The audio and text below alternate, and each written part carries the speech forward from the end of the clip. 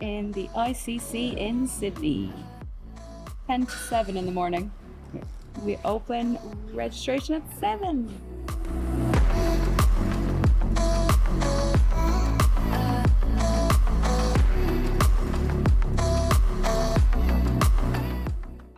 So we're in ICC. We've got, we've just had 1,000 in each event. I think this will be probably even a little bit more than that here in Sydney. Big day ahead. I'll come on first. Really talk a lot about empire mindset, and that's very different to a fixed mindset and a growth mindset, which is what a lot of people talk about. Don't be fixed, be growth. But in reality, both of them are defensive mindsets, right? So if a fixed mindset is basically you get shit at anything that happens, right? So you can't have a fixed mindset in everything in life because life will be shit. But a growth mindset is when something happens to you, you kind of go, oh, that's okay, I'll find a way to, make good of this thing. It sounds good in theory as a normal, average human being, but if you want to be an entrepreneur and empire builder, you can't play a defensive mindset. You can't just be, well, whatever comes my way, I'll just kind of be happy about it. An empire mindset is actually saying, what do I want, and going and finding and chasing it. Not dealing with whatever comes your way and then just being happy about it. That's growth. Empire mindset is, do I even want to play in this game? Do I want to be in the business that I'm in? Do I want to do this? Do I want to live here? It's starting to challenge what is coming your way and going and finding what you want, as opposed to just waiting for things to come your way and put a smile on your face.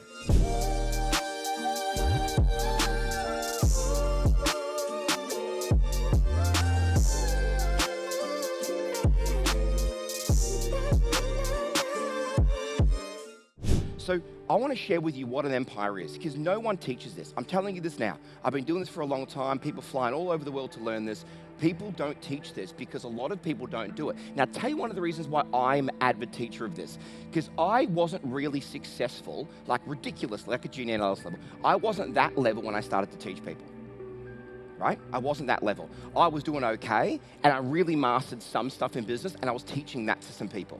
Then as I grew up in business and became more and more and more successful, I kept teaching what was working. I was like, oh, I've just worked this out. Hey guys, you should do this. I've just worked this out. Hey guys, you should do this. So I've grown up in business in 2 decades, and I've also grown up teaching things I was working out along the way, which is why I have such a deep love for this environment of teaching people.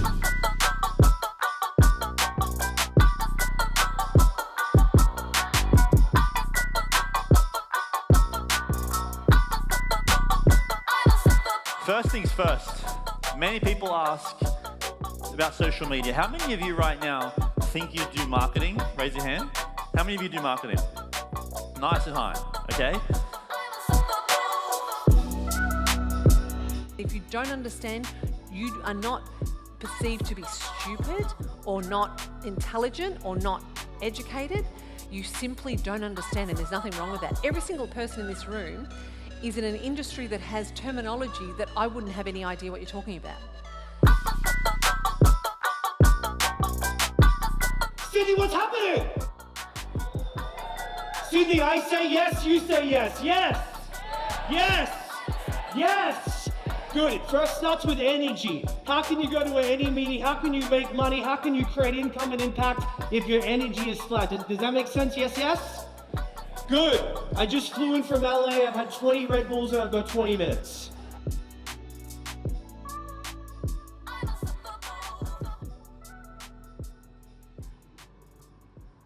If she answers, she's just too busy to me these days. She's just too busy. She just, Hey, can you see me? I loved your speech. Did you write that yourself? Did you have a professional speechwriter? Did you really write that yourself? I'm really proud of you, buddy. I told you this before, that I wouldn't have even had the confidence to do a speech in front of everybody. I wouldn't have had the confidence, and I wouldn't even know what to say. You were so articulate. You said, well done, buddy. I'm proud of you. Yeah, guys. Love you, lots, guys. Bye. We've got Melbourne tomorrow, so I'll see you in the morning before I run off to get to the Melbourne event in the morning, and then I'll be home with them for a few days. Hang out with the fam. My favourite thing. Yeah, my favourite thing.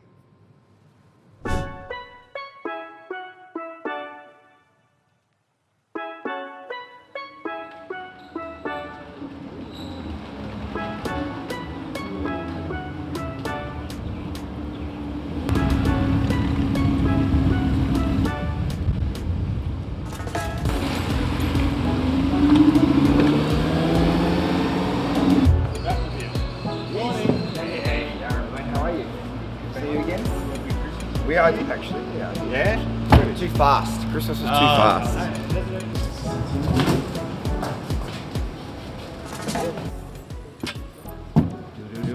We've already got 2 more on the way.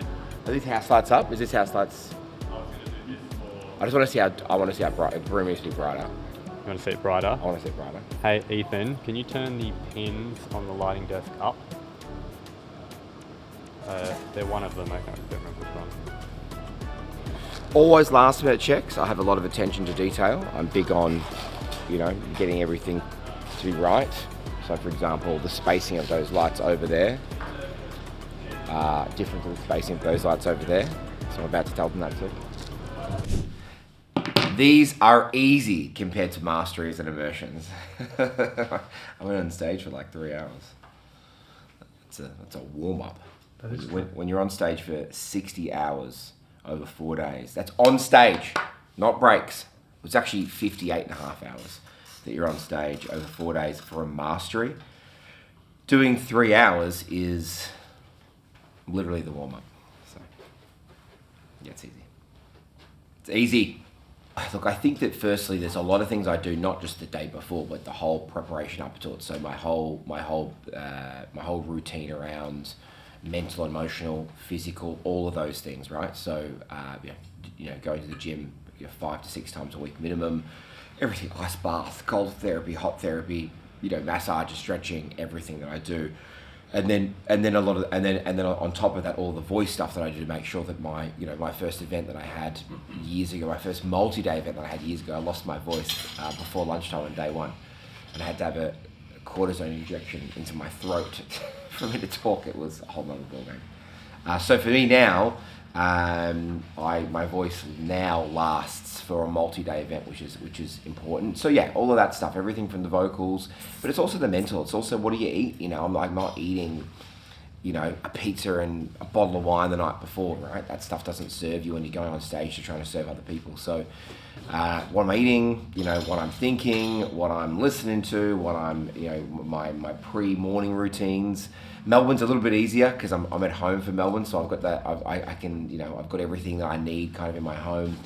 Traveling, I've always got to make sure that my team have arranged a lot of stuff for me so that I can, if I need cryotherapy, if I need, I've got masseuses in every state that kind of know me, know my body, know what to do. And then food-wise, I have to make sure I'm eating the right sort of foods at the right kind of time. So there's a lot that goes into it, right? There's a lot.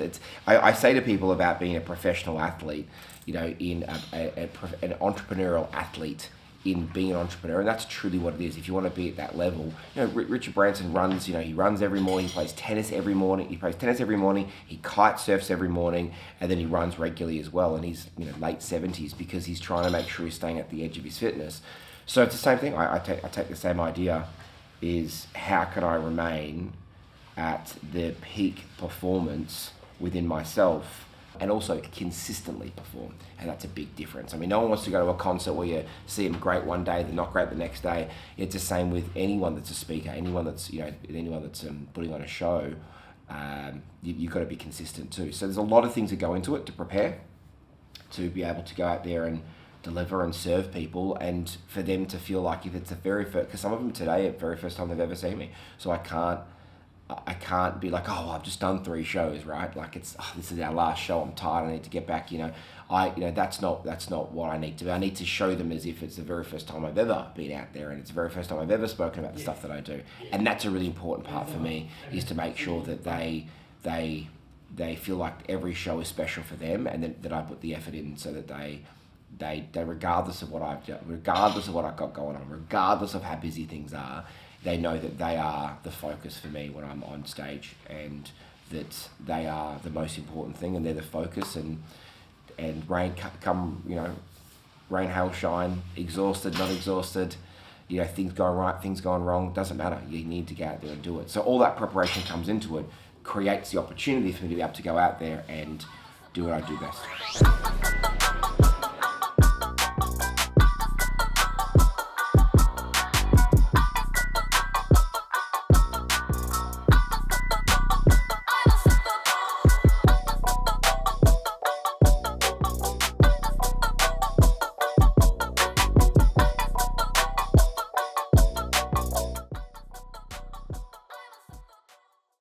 So, who's ready to ask the first question? Remember what I said before we walked in. Thanks so much for today. My name is Attilia. My question is, if you had a brand new startup in a highly saturated market, $50,000 worth of stock in your home, and $5,000 only, what would you do with it? It's hypothetical, of course. Yeah. You're asking for a friend, right? Yes. Okay. So I think that, well, because my answer, if starting again, you know, is very different to where you're at right now. Okay. So I'll give you practical advice about where you're at right now. So you're in a saturated market. You got your stock. You got $5,000. I think the most important thing is you have to understand, why do people want to buy yours versus somebody else's, right? What is it about yours? You know, at Empire Mastery, one of the things I talk about on day number 2 is I have my own formula that I built when I have a whole pillar called Promote, right? And it talks about how do you take, whether you've got an existing product or whether you've not got anything at all, and how do you actually build that as a really strong value proposition that stands above everybody else's. Now I could say, well, if you've not manufactured it, we can do things differently. The fact is you've got a $50,000 worth of stock in your house, so we're going to do something about it. Your friend does, of course. So this is going to be really about the value proposition, right? I'll put it to you real simply. Everything in the world is cheap based on the value that it brings. So for example, if I said to you, would you buy a Ferrari for $400,000? You might say no. But if I said to you, would you buy a $400,000 Ferrari for $3,000? Would you find the money?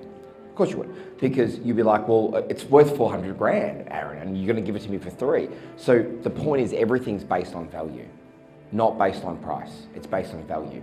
So I would be really looking at what you currently sell, and I'll say, how can I engineer an offer to be able to, whether your goal is to sell out and get an ROI and kind of start again, whether your goal is to then really sell it and order more stock and start getting it going, it's going to come down to your value proposition. What does it look like? Do you need to add more products and services into it? Do you need to tweak the way you talk about it? Do you have to look at your price point? And sometimes the price point isn't going down.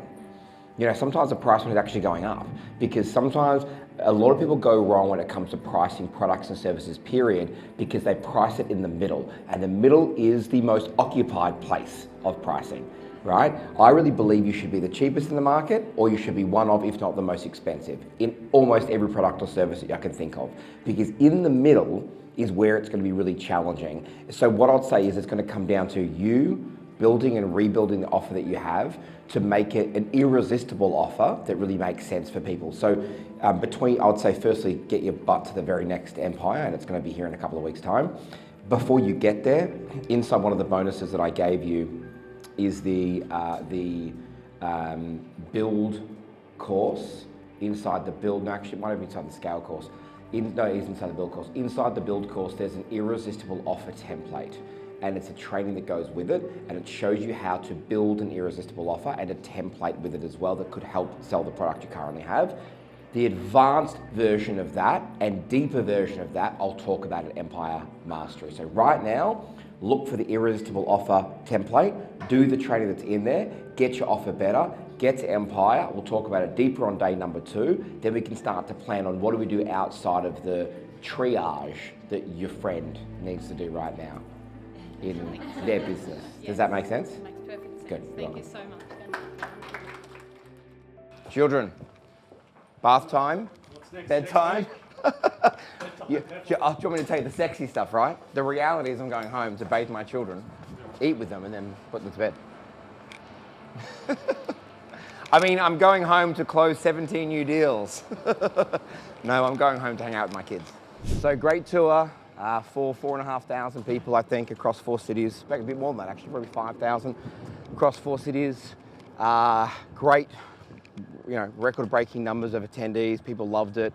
Feedback's amazing. People have been coming and really spending a lot of time, going deep, staying, learning, and we also got to launch a new business, Scaling, which is a marketplace for entrepreneurs that really want to be able to go out there and create deals and work with people. No one's ever done it before, so we're excited to see that being embraced by so many people before we launch it. So great week, and great opportunities, I think, for many people that we shared. I mean, Radic sharing, what an incredible story. Like $15 million business turns into a $2 billion business. We had Toby, another one of my buddies, he started Sweat. starts the business in his 20s. By the time he's almost 30, goes and sells the business for $400 million, and so many other things that he's done. Janine Ellis, what a powerhouse, an amazing human she is, sharing what she's done. JJ flying in all the way from America to share all about branding and what he's been able to create. Ethan talking about funnels and getting in front of people. It's just such a really solid event that everyone learns so much. Q&As on stage, the VIPs we got to hang out with, a really solid tour. And it's, the numbers speak for themselves. Everyone's showing up in droves, wanted to hang out and be a part of it. I think we had to try to find chairs for everybody. I don't know, chairs didn't match today at the hotel. We had to find chairs from, I think, another hotel, I don't know. So, pretty cool. But now, I gotta go and feed my children. Now I gotta go feed the kids. Next week, deals. Next week I'm closing on a big deal in the sports industry.